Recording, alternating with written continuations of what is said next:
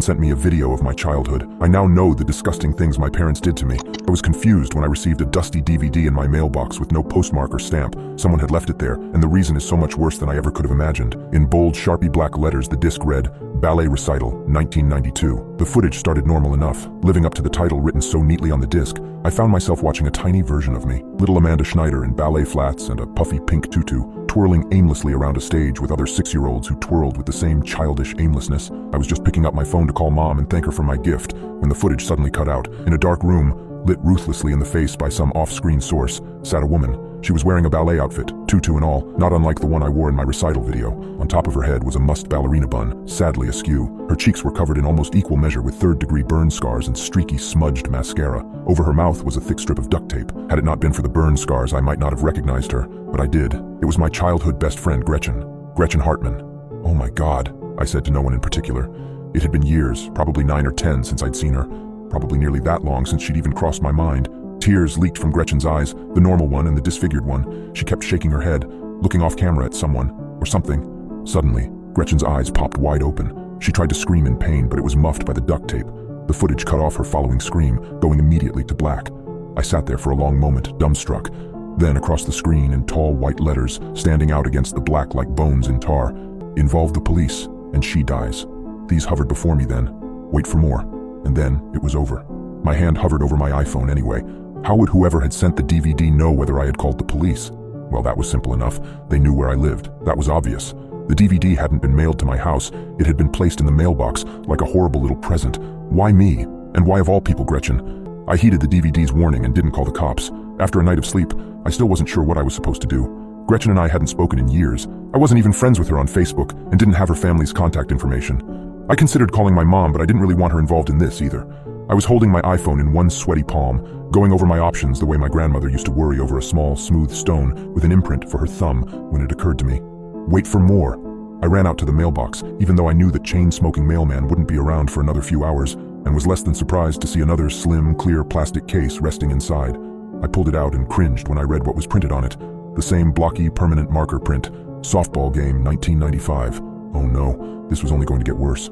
I sighed. I put the DVD in my laptop. I held my breath. The opening footage was shaky, focused on 9-year-old me, growing girl Amanda Schneider at bat during a sweaty summer baseball game. Knobby knees, awkward elbows, my favorite beat-up Dodgers hat on my head. I watched as I looked over my shoulder, unsure, towards the camera in the stands. "Don't look at me, Mandy! Look at the picture!" A deep, masculine voice boomed. I covered my face with my hands, knowing what was coming, but peeked through my fingers. 9-year-old me glanced back towards the mound, just a hair too late. The baseball zoomed past without a swing. "Oh, Jesus H. Christ!" the voice came again. "Shut up," I thought bitterly. Shut up! I'm just a kid!" "Strike one," called the umpire. I hated those practices. I hated baseball too after a while. The ball flew right past me again. Strike two. The pitcher wound up, rocketed another screamer across the plate. I swung, tipped off the ball. The catcher caught it. No sweat. Strike three. "Typical," said my stepdad, and lowered the camera just as it cut to Gretchen again. She was in the same dark room, same harsh light on her pale face. Freckles and scar tissue stuck out in brilliant contrast. Cockeyed on her head was a faded blue hat with the iconic interconnected L and A. I was shocked to realize it was the hat, the same hat from the video, the favorite hat I thought I lost when I moved out of that awful yellow house for good. She was weeping, mouth still covered with duct tape. It looked fresh. Her hair, once bright red and kinky, hung limp in her face. It was the color of old rust. Gretchen leaned forward, sagging against her bonds. She looked exhausted. My hat teetered on her head but didn't fall. The next 2 minutes were just of her sobbing quietly into the duct tape. Then, cut to black. Jogging any memories? A pause. Then, figure it out. Wait for more. No cops. Then, or she dies. There were no new clues in the footage to tell me where Gretchen was being held, or if there was anything I could do other than my Dodgers cap. And what did that mean? For all I knew, Mom had donated it to Goodwill when I left for college. I was left with nothing. I couldn't do this alone. After a few hours of thinking, I picked up my iPhone and jabbed out a text message to my best friend Aaron. "Can you come over? I need your help with something. Don't tell anyone, it's super urgent." I hesitated, and before I could talk myself out of it, hit send. While I stared at my phone, waiting for Aaron to reply, I thought about how I'd quit baseball 2 weeks after that video had been shot. Clay had been furious. Mom was the only reason I wasn't forced to go back. For the rest of the summer, I hid in my room and tried to imagine what life would have been like if my dad hadn't gotten sick all those years ago. Aaron typed back, "Sure, babe, on my way." I responded, "Thanks, can you do me a favor and check the mailbox on your way in?" I ran to the door, nearly slipping on the hardwood in my socked feet. I opened it to see Aaron, She was holding a new DVD case. "Is this what you were looking for?" she asked, puzzled, and held it up towards me. "School play, 1998. It took me about an hour to explain everything to Erin. At first, she thought I was messing with her. She had this look on her face like she was waiting for me to burst out laughing and say, 'Just kidding.' But that look went away when I played her the first DVD. "Jesus Christ," Erin said, putting a hand over her mouth. She glanced from me to the screen, back to me. She was silent, staring at the video until the final warning message flashed across the screen. "Involve the police and she dies." "You have to do something, Amanda," Erin said at last. She'd gone pale. Her skin was the color of rotten milk. "I'm scared to watch it, Erin." "Me too," she said, but took it out of the case anyway. "We have to, though. You know that, right?" I clicked play. I already knew what to expect. I remembered what play I'd been in the year of 1998. That's why I didn't let out a shocked burst of laughter like Erin did. The opening footage showed a forced environment on stage. A sadly decorated Christmas tree flanked either side, and between them were a motley crew of characters. And there I was, blue checked dress, curled hair in pigtails, glittery red shoes, wide ingenue eyes. In a cheerily false projected voice, 12-year-old me said, "That's right, Toto, back to Kansas, because there's no place like home for the spirit of Christmas." If you hadn't seen this before, you would have missed the part where my real smile faltered and nearly disappeared when I spotted the camera in the audience. It was only a moment, a brief flicker across my face, but 12-year-old me corrected quickly and went back to soaking up the applause with grace. The footage cut to Gretchen like I knew it would. She was dressed up like Dorothy, just like me. Another strip of fresh duct tape. I wondered briefly where her glasses had gone. She hadn't been wearing them in any of the videos. Did her kidnapper take them from her? Did she wear contacts now? Was this a clue, like Erin had said? The video stopped, freezing Gretchen in a pose where she was staring miserably at whoever was behind the camera. I began to panic, wondering if the footage had been corrupted, and saw that Erin had paused it. "What are you doing?" I demanded frantically. She held up one manicured hand. Erin was staring hard at the screen. "Just look for a minute. Study everything. We can't see much, but there might be something here." I had this crawly feeling, like I just wanted to watch the video and get it over with, but I leaned forward and looked too. It was just a dark room, a stupid dark room with nothing in it, only the light and the chair and Gretchen. And of course the camera. "I don't see," I began, then stopped. Behind her, barely visible, was wallpaper. That was it. It had to be wallpaper. It was this dirty gold color with splotches of brown and pea soup green.